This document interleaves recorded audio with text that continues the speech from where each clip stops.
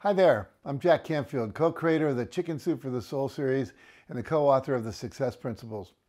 And if you've been watching the news lately, it can seem sometimes as if the entire world has gone nuts. There's a lot of anger, fear, and frustration out there, which is totally understandable. It's been a tough couple of years that have affected all of us in different ways. But when there's such a high level of tension and strife, and it's all that people seem to want to talk about, the question becomes, how do you manage to stay sane and positive and optimistic about your life and your future in the midst of all that? And that's what I'd like to talk about today.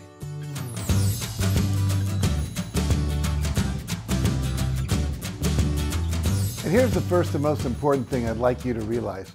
The only thing you are in control of in your life is your response to everything else that's happening. And that response includes your thoughts, the pictures and images you create in your mind, and your actions, what you say and what you do. And you need to remember that you can't control what is happening in the world around you. All you can control are your responses to it. And that's the basis of the E+R=O equation that I teach to all of my students. It's that secret formula to success, to happiness, and to inner peace. As many of you have been following me and my work, E+R=O, as you know, stands for an E, which is an event, plus your R, your responses to it, equals O, the outcomes that you experience. And it asserts that your outcomes that you experience, your level of health or sickness, happiness or unhappiness, stress or inner peace, are not the result of the events that are occurring in the world and in your life, but rather the result of the response or responses you have to them. Now, the truth is that the only thing you can control is your response. You can't control the events, but you can control your responses. And by learning how to respond in a more positive and more effective way, you can ensure a more successful outcome both internally, how you feel, and externally to what you produce and experience, whatever the event might be that you're responding to. So for example, let's say that following a certain story in the news is really upsetting you. Perhaps it's making you feel a lot of anger and disappointment and disillusionment. And all of the scrolling and video watching you have been doing to stay on top of the latest developments is not only making you even angrier, it's taking time and energy away from things that would provide a much more satisfying payoff in your life, such as working on your business or personal projects, or spending quality time with your family, or acquiring new skills and knowledge that would actually enrich your life and make you happier and more fulfilled. So there are two things to consider here. The first is that the news can't make you angry or unhappy. It's your belief that what you're witnessing in the news shouldn't be happening. That person shouldn't be doing or saying what they're doing or saying. That congressperson shouldn't be voting the way they are. That school shooting should never have happened. It's not the event that's affecting you. It's how you're thinking about it. And the solution is to release the belief and release your demand that the world live up to your expectations.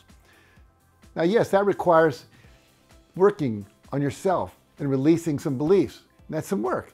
And learning to be at peace with the way the world is as it is. And there are many contemporary teachers that provide useful techniques for doing this work. Let's look at a few of them. Byron Katie has developed what she calls the work. Now you can learn more about that and her approach by reading her book, Loving What Is, and by watching her videos on YouTube. I have found her work to be incredibly helpful in my own life and with my students. Now you can also check out the Sedona Method. It's taught by my friend Hale Dwoskin. And he's written a book by that title, The Sedona Method, and he's produced many audio programs you can get to learn how to use his method. Now you can also check out the Abraham Hicks work that teaches you to always be thinking what they call a better feeling thought. So if your thoughts are making you feel bad, it's the result of the thought, not the event that you're thinking about. And you can learn to focus on reaching for a thought that makes you feel better. One thought that has always helped me is that person or that group is doing the best they can with the current awareness, knowledge, skills, and tools they have to meet some basic human need that they have. Now, I choose not to believe that they're evil, but that they're just unaware and unskilled. Now, the second option in life you have is to stop interacting with those people and things that are triggering you. Stop watching or listening to the news, or endlessly scrolling through your social media sites. Take a digital detox break. Remember that news outlets are designed to upset you. The emotional stimulation keeps you glued to the channel or to the site. There are logarithms that are designed to capture your attention so that you stick around longer and you end up seeing more advertisements, which is where they make their money. Now, meanwhile, your feeling good has been hijacked. So choose to spend more time watching and listening to people and things that inspire you and bring you joy. Spend time doing the things you love and that you're good at. Turn off the TV. Stop listening to the gossips and to the doomsayers in your life, and spend more time listening to music with uplifting lyrics, reading books and listening to podcasts and watching videos and movies that uplift you and that inspire you. You see, for every problem in the world, there are people and organizations that are successfully addressing and solving those problems.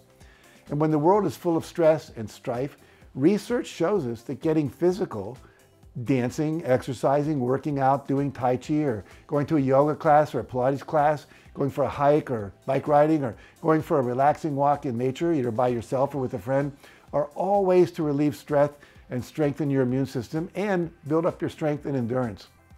These are all healthy responses to any seemingly insane events in the world. Now, the next thing I encourage you to remember when it seems like the world is going nuts is that whatever you see in the news or think you know about what's happening in the world, it's actually a very narrow and very skewed version of our incredibly complex reality. And that's just the nature of reality and how we perceive it.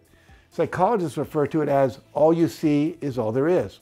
And each of us view reality through the lens of our own background, our experiences, and our beliefs.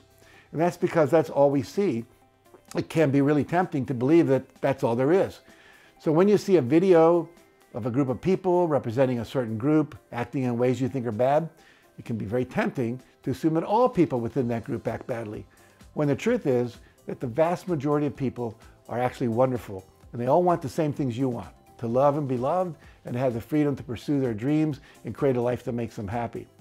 So even though the news and the chatter on social media might make it seem like the world is going nuts, the truth is most people are keeping their heads down, they're doing their best, and they're living their lives just like they've always done. And I think it's really important to remember that. Things are never as bad as the news makes it seem. It's just that we always tend to focus on the news stories that are the most dramatic or alarming.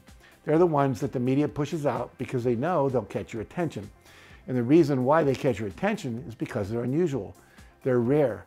They go against the norm, and so they stick out in our minds, which makes us think that they are more prevalent than they really are. The truth is, most of the really big bad stories on the news don't have any real or lasting impact on your specific life. And I think it's important to remember that. Now, this is not to say that there are not things in the world that need solving. There are. Racism, sexism, government corruption, social injustice, poverty, pollution, and climate change. Those are all things that need addressing. But in order to maintain your sanity and create a fulfilling life, you need to choose what you're going to address and let the rest go. So if you want to lead a life of inner peace, you have to notice what and who you are attracted to dealing with. I remember when I was in India, a land of immense poverty which is visible everywhere. Upon asking friends there how I could possibly help, they said, some child, some animal, some school, a specific charity or cause will capture your heart.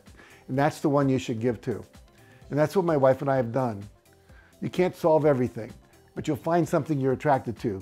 Focus on that and let everything else go. Now, finally, my last piece of advice for you is when it seems like the whole world is going crazy, it's time to spend more time with the people you love and with people who focus on the positive and inspire you to be your best. One of the best antidotes for seeming chaos is connection. When you spend quality time with people you love and care about, even if it's just going out for a beer or meeting up for a walk, you're reminded of how wonderful most people actually are.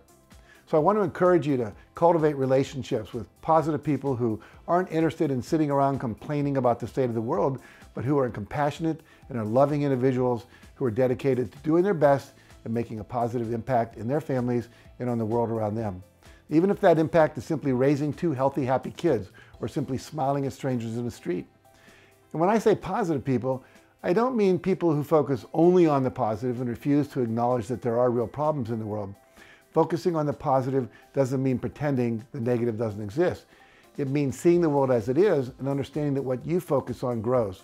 So if you focus your energy on growing what is positive in the world, your life will be better. Your mindset and your mood will be better, and you will literally be able to make a more positive impact on the world. Okay, now those are some of my thoughts on what to do when the world seems like it's going insane. Remember, E plus R equals O, and that the only thing you can control is your response to the events that happen in your life. So if you want to change your experience, learn how to change your response, your thoughts, and your actions so that you get a better outcome. Stop doing the things that don't serve you and start doing the things that bring you more joy, more peace, and more hope. And also remember that all of the anger and division and strife you might be seeing in the news is just a very small fraction of what's going on in the world. And that most people, no matter what community they belong to, are good-hearted individuals that want the same things you do. And finally, remember that one of the strongest antidotes to chaos is connection, and do what you can to cultivate relationships with people you love and people who inspire you or make you feel good about your fellow humans. And by surrounding yourself with positive, solution-focused people, you're going to find it much easier to stay inspired and motivated for working on your goals and creating a life that you want. Okay, that's it for today. And before you leave, I'd love for you to identify one action that you'll take today or tomorrow at the latest to bring more joy and positivity into your life. And then share that action in the comments below. And remember that by stating your intention publicly in this way, it increases your chances of actually doing it. And for some additional tools and videos on how to be happier and get more of the results you want in life, be sure to check out the resource page on my website at JackCanfield.com. You'll find there's a ton of great free stuff there that will help you. Thanks again for watching, and have an amazing rest of the day.